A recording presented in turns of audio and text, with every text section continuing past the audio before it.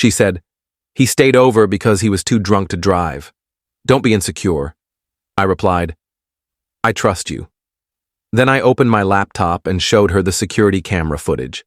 She started yelling before I even pressed play. Ever installed security cameras for your girlfriend only to have them end your relationship? No? Just me? Let me tell you how setting up a video doorbell and a few indoor cameras led to the most explosive breakup of my life. I'm Nathan, 34, a home security specialist. It's a real job. I design tailored security systems for homes and small businesses. Cameras, alarms, smart locks, the whole package. I've been at it for 8 years, building a solid client base through referrals. It's not glamorous, but it keeps the bills paid and then some. I met Lauren 2 years ago at a friend's cookout. She'd just bought her first condo and was vocal about her anxiety living alone in the city. My friend nudged her my way, and I handed her my business card. A professional chat turned into coffee, then dinner, then you know how it goes. 6 months in, we were a couple. By our 1-year mark, we were discussing moving in together someday. We kept separate places but had keys to each other's homes and spent most nights together, usually at her condo since it was closer to our downtown workplaces. Early on, I installed a full security system in her condo as a gift. A doorbell camera, 3 indoor cameras, living room, kitchen, hallway, and a smart lock system. Per my standard client agreement, I set up separate admin and user accounts. She got admin access on her phone, and I kept user access for emergencies, with her explicit written consent. I always document these setups, even with partners. We agreed to revisit the arrangement every 6 months, and she always confirmed she was fine with it. The cameras recorded on motion detection, storing footage in the cloud for 30 days. I explained exactly how the system worked, what it captured, and how she could access or delete footage. We rarely checked it unless a delivery arrived or she heard a strange noise. It was mainly for her peace of mind. I never accessed the cameras remotely when she was home. That's creepy, and I'm not that guy. 3 weeks ago, I got back from a 4-day work trip to Tucson, installing a system for a client's second home. It was a big job, but the desert heat in September was brutal, and I was drained.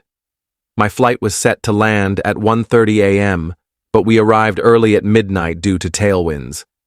I took a rideshare to Lauren's condo, texting her when I was 10 minutes out. No reply. I assumed she was asleep, so I let myself in quietly with my key. The condo was dark, except for a small light in the kitchen. I noticed 2 wine glasses in the sink, one with a clear lipstick mark, but didn't think much of it. Lauren often had her friend Nicole over for wine and TV marathons when I was away. I slipped into the bedroom, trying not to disturb her. In the dim light, I saw Lauren's shape under the blankets. I set my bag down and went to the bathroom to brush my teeth. Then I saw it. A men's toiletry kit on the counter. Not mine. My pulse quickened. I returned to the bedroom, turned on my phone's flashlight, keeping it low. Lauren was alone in bed, but the other side's covers were messy, like someone had been there recently. I gently woke her. "Lauren?" "I'm back," she jolted, blinking at me. "Nathan? What time is it?" "Just after midnight. Flight landed early." I paused, then asked casually, "Did you have someone over tonight?" She sat up, suddenly alert. "Oh yeah. Ethan from work had too much to drink at a team happy hour. His place is far, so I let him crash here to sober up. He left about an hour ago." "Ethan left a toiletry kit in your bathroom." She blinked. "Yeah, his apartment's being renovated or something, so he's been at a hotel. He had his stuff with him from the bar. Must have left it." Her story seemed plausible, but something felt wrong. She was twisting the blanket, avoiding my eyes. "So he left an hour ago?" "Yeah, he got a rideshare." "Don't be insecure, Nathan. He was drunk. I was just helping a friend." I nodded slowly. "I trust you." And I wanted to. But the toiletry kit, the rumpled sheets, her jittery vibe, it all gnawed at me. I said I was too wired from the flight to sleep and would check emails in the living room. She looked relieved and turned over to sleep. In the living room, I opened my laptop. I hadn't checked the cameras remotely while away, not my style, but now I had a reason. I logged into the system with my user account and pulled up the cloud storage. Starting with the latest footage, I checked the doorbell camera. At 11:07 p.m., about an hour before I arrived, it showed a man leaving. I recognized him from Lauren's office holiday party, Ethan, mid-30s, in her marketing department, recently promoted to her supervisor. She'd mentioned he was single, always charming at company events. The footage showed Lauren in a robe, giving him a far from platonic kiss goodbye. My stomach sank. I scrolled back to earlier that evening. Ethan arrived at 6:34 p.m., looking sober, carrying an overnight bag and a bottle of wine. The hallway camera caught them kissing the moment the door shut. The living room camera showed them cozy on the couch, sipping wine before heading to the bedroom. No camera there, thankfully. To see if this was a one-off, I checked footage from the other nights of my trip. Ethan had visited 4 times, staying overnight twice. I sat there, staring at a paused image of them embracing by the door, deciding my next move. Confront her now? Wait? Leave? I chose a different path. I returned to the bedroom, flipped on the light, and gently woke her again. Sorry to bug you, but can we talk? It's important. She groaned but sat up. What now? This Ethan thing's bothering me. I just need some clarity. She got defensive immediately. I told you he just crashed here because he was drunk. Don't be insecure. Nothing happened. I believe you, I lied. But you said he left around 11, right? Only tonight? She crossed her arms. Yes, Nathan. Just tonight. Why are you interrogating me? I nodded. Let me grab my laptop. I want to show you something. Her face paled. What do you mean? Just wait. I got my laptop from the living room and sat on the bed. As I opened the security interface, Lauren's breathing quickened. Nathan, what are you doing? I pulled up the camera thumbnails but didn't play anything yet. The sight of the video previews was enough. She started yelling before I could hit play. You've been spying on me? What's wrong with you? That's a total violation. I wasn't spying, I said calmly. I never checked the cameras while away.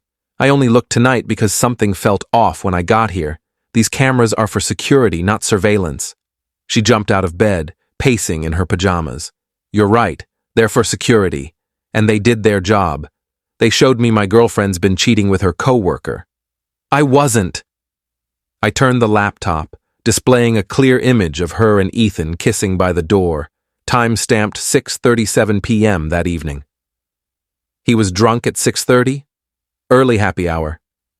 She froze. Her expression shifted from anger to calculation to resignation in seconds. It's not what you think, she said weakly.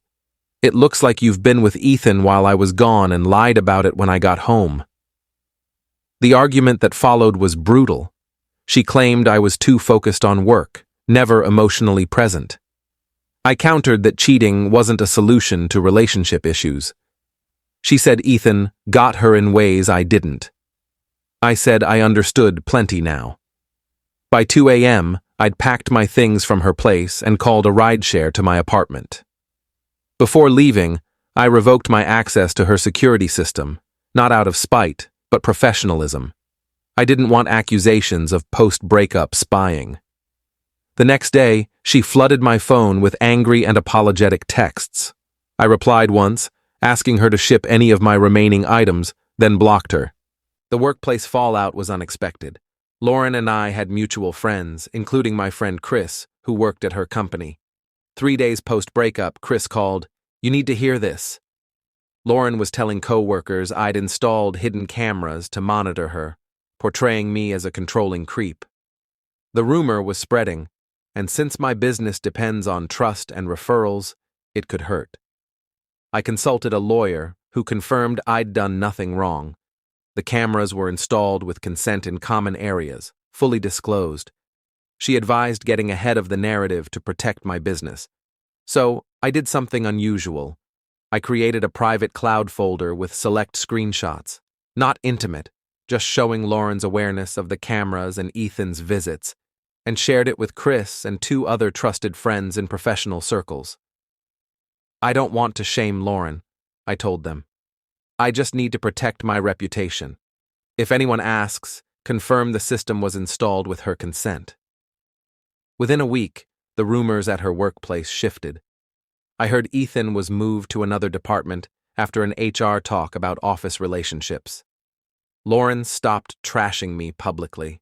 A month later, I ran into Nicole, Lauren's friend, at a cafe. I tried to nod and move on, but she called me over. For what it's worth, I told Lauren she screwed up, both with Ethan and how she handled you. Thanks, I guess. She wasn't always like this, Nicole said. The lies started small, avoiding conflict, then got bigger when she didn't want to face issues.